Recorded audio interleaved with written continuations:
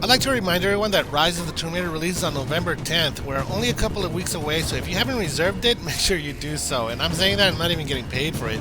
If you guys can't get it, make sure to subscribe and follow me for upcoming content of everything that has to do with Rise of the Tomb Raider. I'm going to cover challenges, achievements, treasures, rewards, and tomb solving puzzles, and everything in between.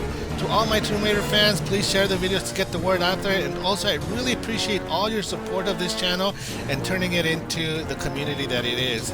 I want to tell you guys that I really appreciate all the nice comments and messages you guys send me in support of the Tomb Raider multiplayer. Again, you guys, thank you so much, and enjoy the rest of the video.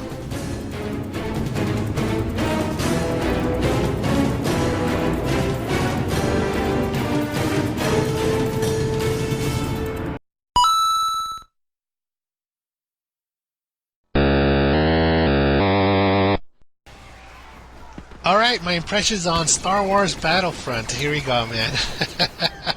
I really liked it. I liked playing the game. It was a lot of fun. It was easy to pick up. It looked really nice. The visuals were really good. And the sound were also, I mean, there's the Star Wars sound with the whole chirp, chirp, chirp, chirp with all the lasers and the whole sound effects.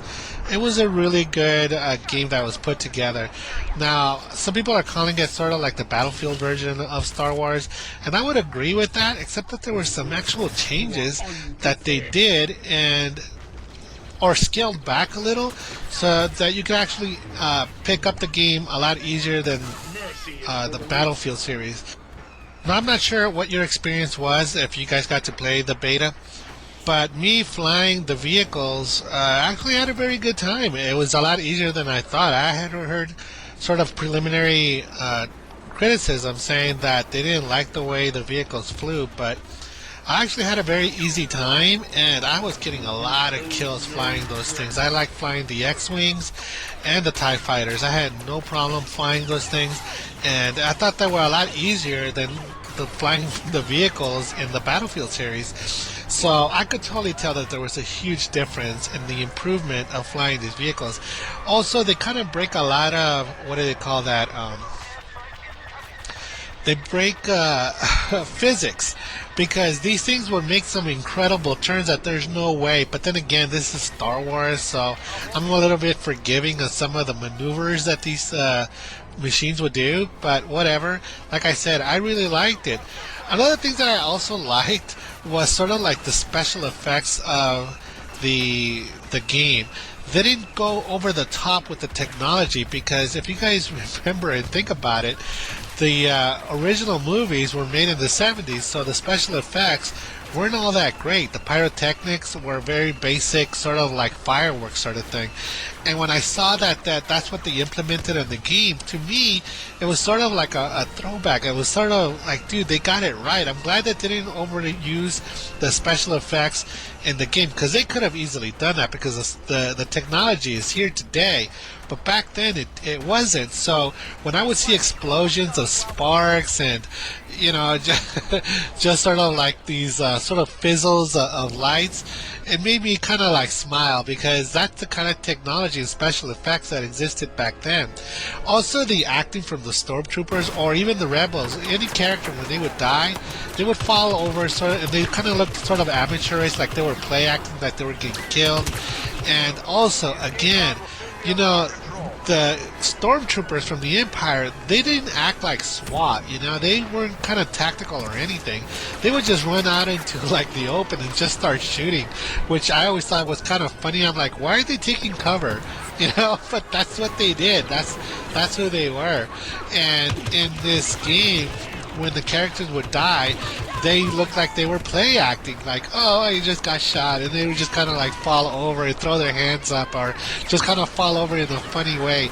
You don't see that in other games, like in Call of Duty. When somebody dies in Call of Duty, they look like they're in pain, you know, like it really hurts. But for some reason, in the Battlefront game, when the people would fall over, they just looked kind of silly to me, and it looked very funny. But I also appreciate it because they didn't make it to look like modern sort of times, you know what I mean? They kept it very authentic to its time, and I really, really, really like that. Now, I do have some criticism about the game, and criticism that I also heard One of the biggest one is that there's no space battles. That kind of bothers me because I don't know if you guys played Rogue Squadron on the N64. It was, to me, it was a magnificent game.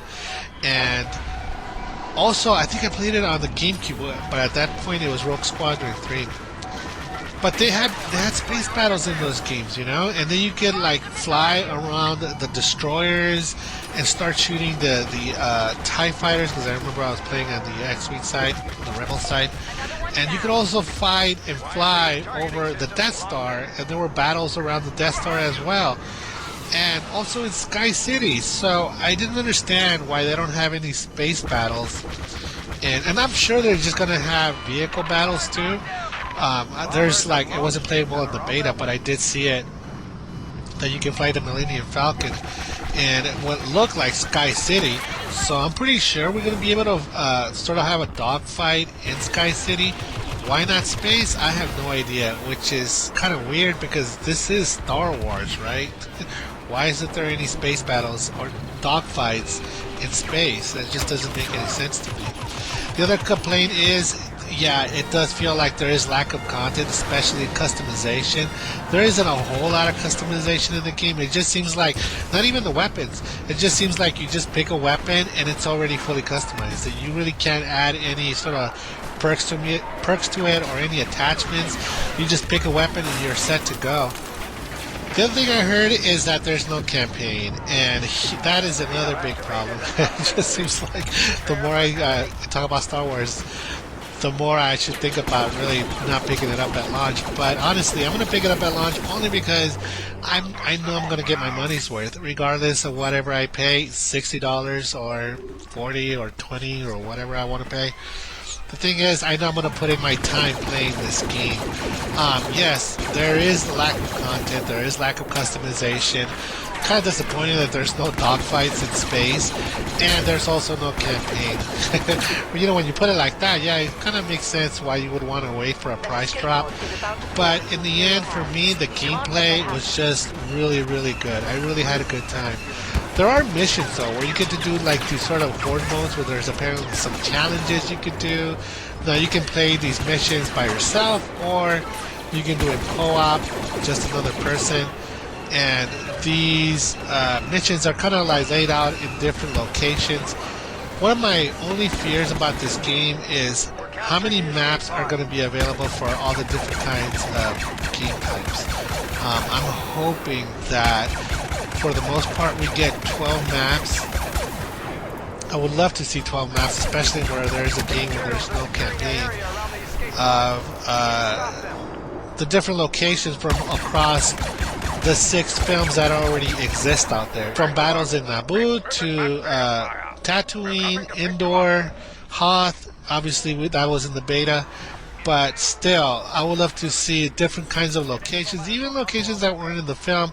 And I'm sure the DLC, which it was already mentioned, we're going to get some locations that are based on the movie that is coming out later on this year. So I'm looking forward to it. I'm hoping it's going to be, you know, from what it doesn't give me, I'm hoping that it delivers in the gameplay and atmosphere and the overall experience of just being in the world of Star Wars. I've been waiting to play a Battlefront game.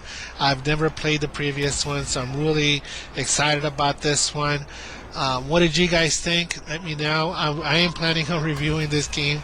From what I already mentioned, if the content that does come with the game, if it doesn't satisfy me, well, we'll see what the final review is with when I finally do review this game. But for the most part, so far I can say that I really, really like it. I had a really good time, and I'm gonna keep playing the game.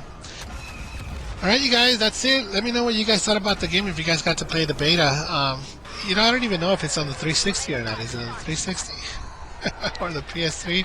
I'm like so disconnected from last gen now. I only play the next gen. But anyways, yeah, leave me a comment below. I'd like to know what you guys think, and maybe I'll consider when I do my review.